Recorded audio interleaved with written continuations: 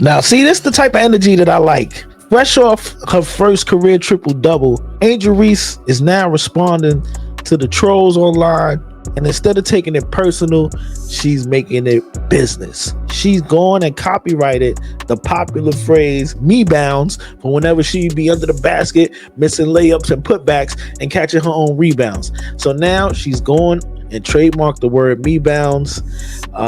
Angel Reese LLC, you see at the bottom as the owner, hats, sweatshirt, t-shirts, all type of merch she's going to be selling based off people who've been trolling her about missing her shots. Now, hopefully she does fix something about all of these missed layups and putbacks that she's doing, but at the same time, it's dope that you see a young woman who's being innovative and being smart enough to know this is a good business opportunity and jump all over it. So shout out to Angel Reese for this. I like this. This is dope. Now, you winning in this department for sure. Your team is ass, but this is a W for sure. He's going to throw it, and out of the backfield is Ahmad Hall.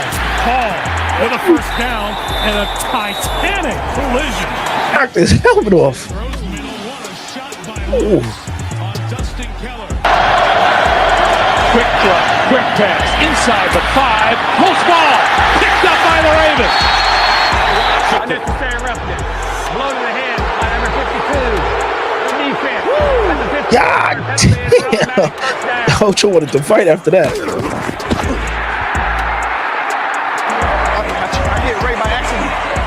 Your head up. Well, Ray Lewis, what he saw here was sugar. You saw what he hit.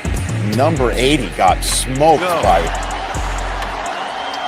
Oh my! Hit in the backfield is timing it perfectly. Who else? That was a 4th and 2. Goes the other to Bettis, has a blocker. 20. Whoa, is he hit hard by Lewis? With first down from the 15. To the bus. Flip it in the flat. And George rudely met at the 15. Falls forward 3 yards. Favre under pressure and goes down. What a hit from Ray Lewis. Now he's going to become a blocker. I got to do one of yours. Boom. Oh, I tell you, that's worse than a boom. That's when the Flags are down as the ball is completed. Oh, what a shot on the chops. Oh, Nathan Poole, I'm surprised. Brunell having to hold it a long time. That pass is incomplete, and Ray Lewis just level. Steps up in the pocket, finds Gonzalez. He's decked by Lewis. Just listen to it.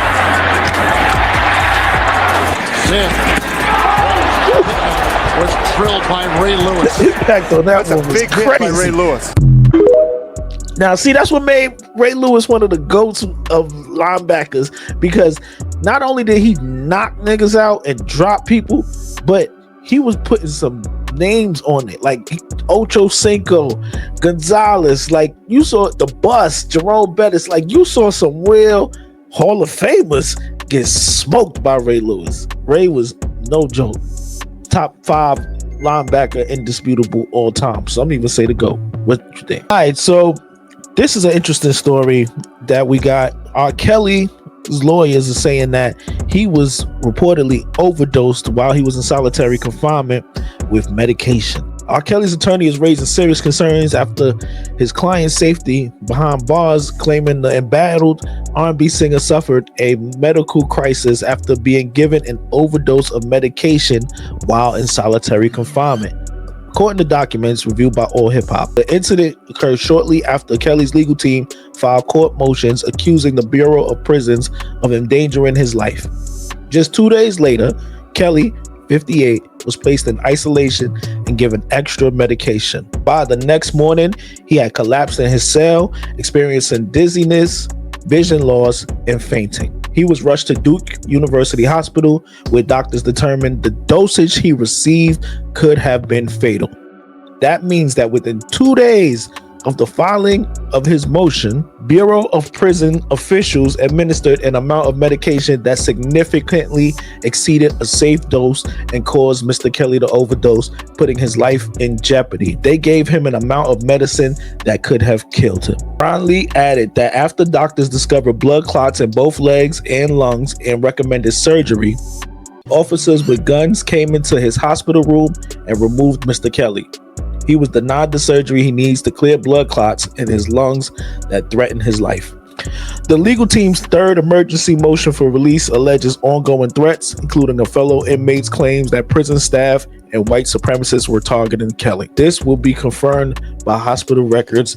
It is undeniable. R. Kelly is somebody who a lot of people hate, can't stand, wish the worst on him, due to a lot of the crimes that he has committed.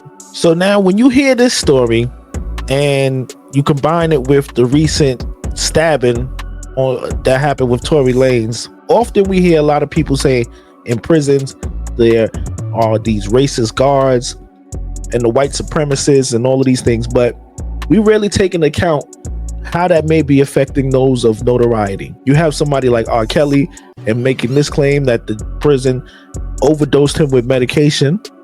The Tory Lanez situation, he was able to be stabbed multiple times in a situation where it made you wonder, what are the guards doing?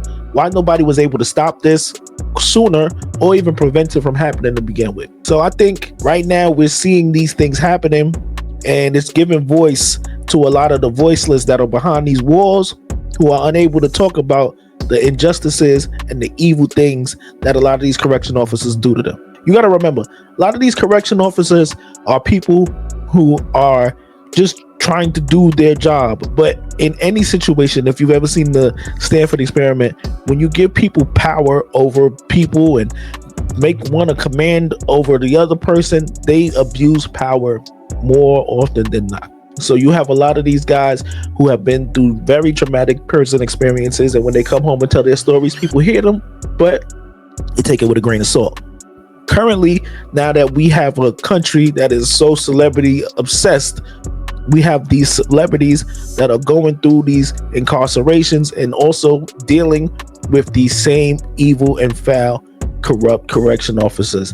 And now it's going to be interesting to see if they're able to use their voice and their platforms to speak out and initiate some type of change or bring more attention to the situation, because I think clearly that's what's at play here. We're seeing corrupt organizations and officers that are doing very evil things. This is sad, man. It's really sad. Stay out of prison, of course, but once you're there, and these are some of the things that a lot of our fellow Americans are dealing with. Y'all get in the comments, man. What do y'all think is the reason behind all of this? Just a coincidence, or do y'all think it's more to the story? Bandana Billy. The Clips have released a new song off their upcoming album, So Be It, and on the end of the song, very last verse, Pusha T has a verse, real short, where he takes shot at another rapper, assumably Travis Scott. So GQ caught up with him and asked him about it, and this is what he had to say about why he decided to take shots at Travis Scott. So on the verse, he made references to Utopia and an ex whose lip gloss is popping, and he pretty much said he saw him lose his pride.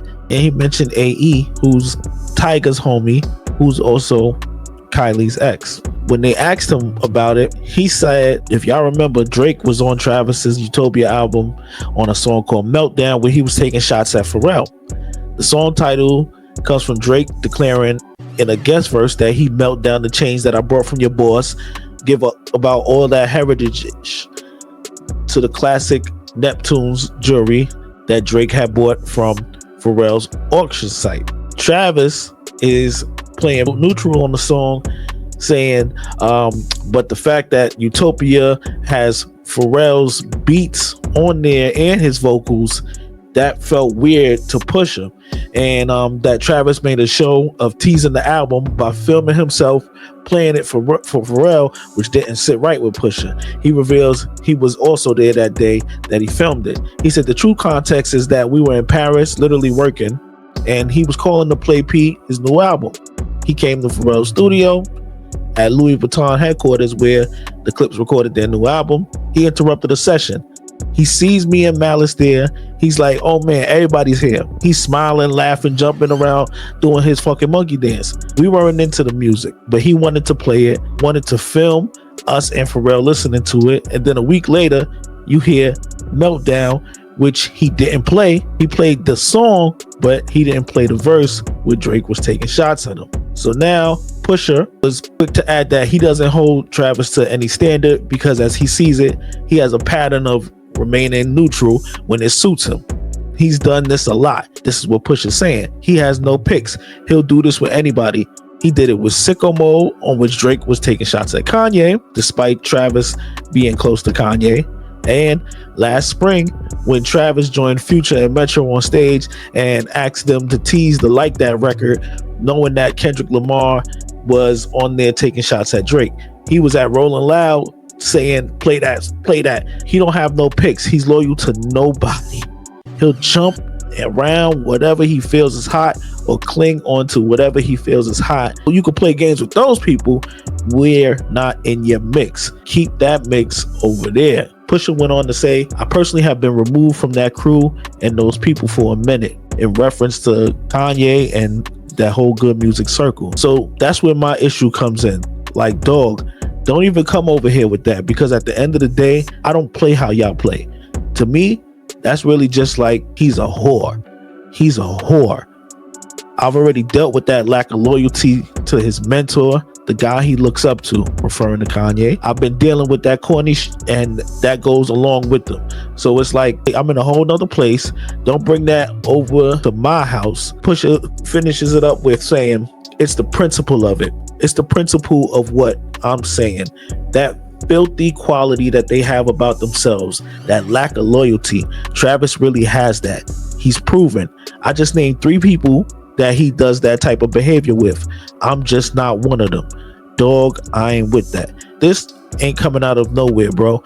I'd be cool with all these guys. Everyone you mentioned, I promise you, they did the underhanded weird shit. So this is Pusha T pretty much saying all of these dudes in them circles are phony, backstabbers. None of them are loyal, and as a loyal person, it was killing him to be in the mix of Kanye, good music, and all of these other guys, who Drake and everybody who act like they're friendly with each other, and then they take shots at each other, and he's just not into all of that music politics. He wants to have real relationships with real friends and make real music, and that authenticity is displayed in a lot of the art that the clips produce. So you see their loyalty to Pharrell. They're still with him since they first came into the rap game, and that lets you know exactly how strong they must feel about loyalty. Looking at everything he pointed out with Travis, I can see exactly why he took shots at Travis Scott, and it's going to be interesting to see where things go from here. I don't think Travis Scott going to diss him back. He might just say F Pusha T or something like that, but I don't really see him having much to respond, at least lyrically. Maybe in an interview, he'll have his response. I like that Pusha T called this out.